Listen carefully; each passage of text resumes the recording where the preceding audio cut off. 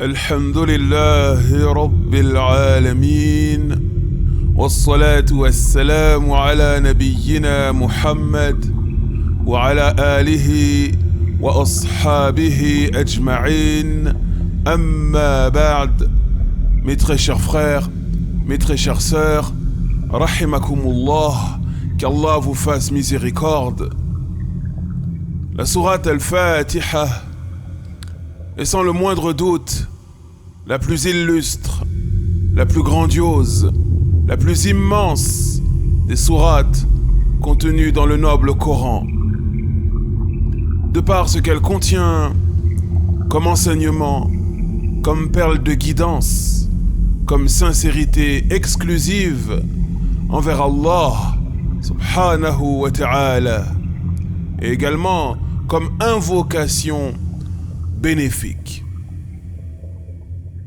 Et par la grâce d'Allah et son aide et son soutien, nous allons débuter, insha'Allah tabaraka wa ta'ala, une mise en lumière, une explication simple et bénéfique de chacun des versets composant cette sourate glorieuse.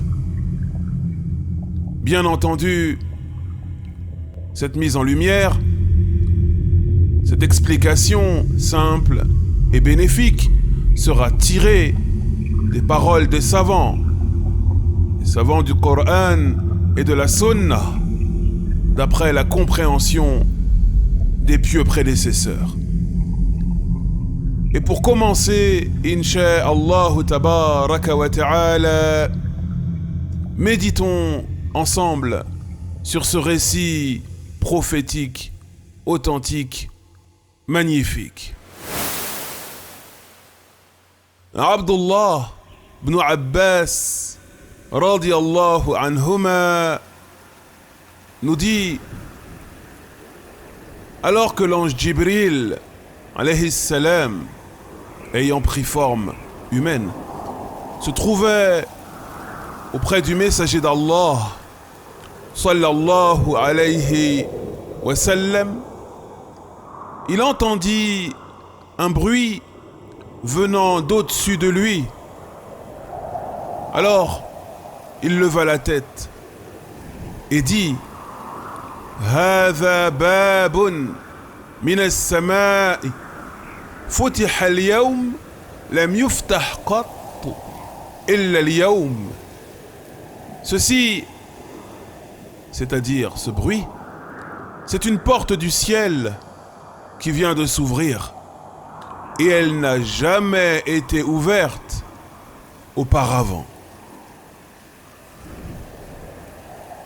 De cette porte céleste est apparu un ange qui descendit sur terre. Alors Jibril alayhi salam dit: هذا ملك نزل إلى الأرض لم ينزل قط إلا اليوم. Voici un ange qui est descendu sur terre, il n'y est jamais venu auparavant. Il n'y est jamais venu, il n'est jamais venu sur terre auparavant. L'ange transmit le salam, puis s'adressant au prophète Muhammad sallallahu alayhi wa sallam, il dit: Abshir, réjouis-toi de deux lumières qui t'ont été accordées. Et elles n'ont jamais été accordées à un autre prophète auparavant. La sourate Al-Fatiha et les deux derniers versets de la sourate Al-Baqarah.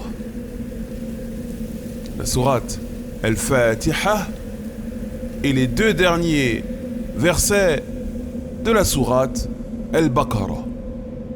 Puis l'ange dit لن تقرأ بحرف منها إلا أعطيته. Et tu ne liras aucune lettre de ces deux lumières sans être comblé. Et tu ne liras aucune lettre de ces deux lumières sans être comblé. Et ce hadith est authentique. Il a été rapporté par l'imam Muslim. Mes très chers frères, mes très chères sœurs, parmi les éléments que l'on se doit de prendre en compte et de retenir concernant ce hadith, concernant ce récit prophétique, tout d'abord, il y a le fait que le prophète Mohammed sallallahu alayhi wa sallam se trouvait en compagnie de l'ange Jibril alayhi salam. Et l'ange Jibril, il a cette capacité à prendre forme humaine, comme l'ensemble des anges, en vérité. Deuxièmement, une porte du ciel, une ouverture céleste, s'est ouverte. Et ce, pour la première fois. Cette porte n'avait jamais été ouverte auparavant. Troisième point, de cette porte céleste est apparu un ange qui est descendu sur terre. Et c'était la première fois qu'il venait sur terre. Quatrièmement, après avoir transmis le salam, l'ange a annoncé cette bonne nouvelle au messager d'Allah, sallallahu alayhi wa sallam. Il lui a annoncé qu'Allah lui avait accordé deux lumières et qu'aucun prophète avant lui n'avait eu ce privilège. Et ces deux lumières sont la sourate Al-Fatiha ainsi que les deux derniers versets de la sourate Al-Baqarah. Et l'ange lui a annoncé également que pour chaque lettre lue, pour chaque lettre récitée de cette sourate Al-Fatiha et de ces deux derniers versets de la sourate Al-Baqarah, il lui a annoncé que pour chaque lettre récitée, chaque lettre lue, il serait grandement comblé. Il lui a dit لن تقرأ بحرف منها إلا أعطيته. Et tu ne liras aucune lettre de ces deux lumières sans être comblé.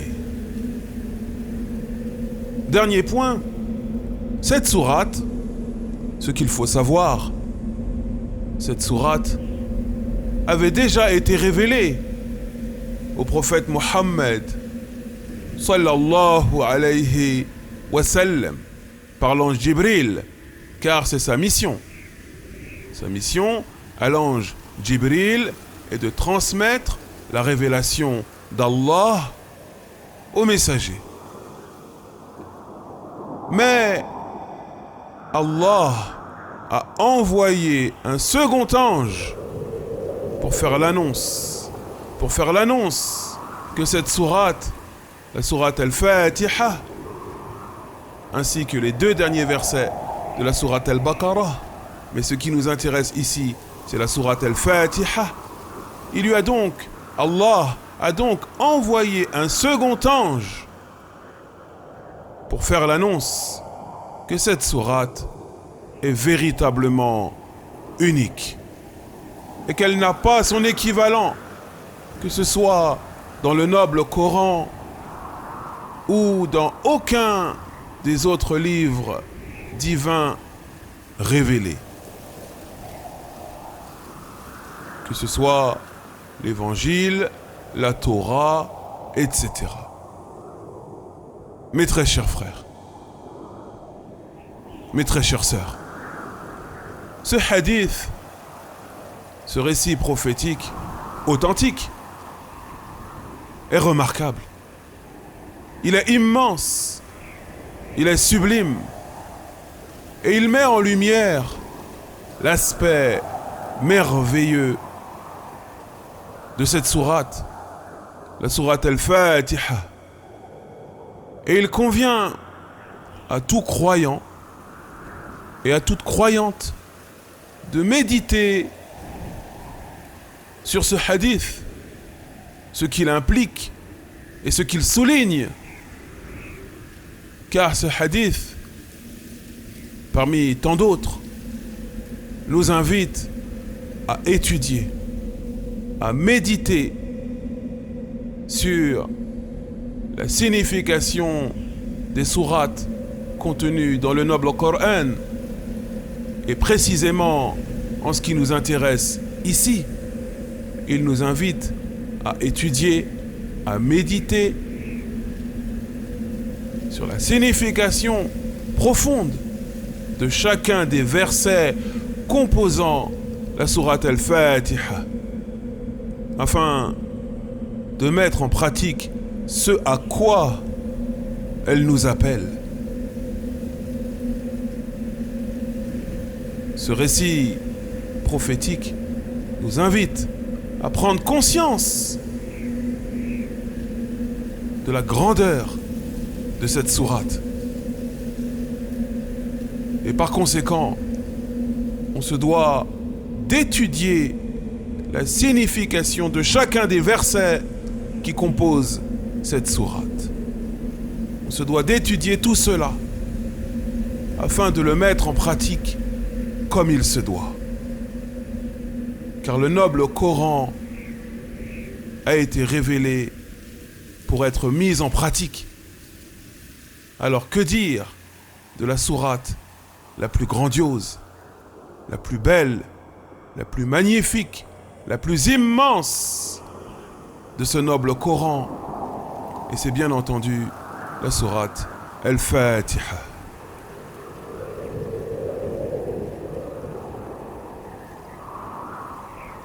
Walhamdulillahi Rabbil Alamin.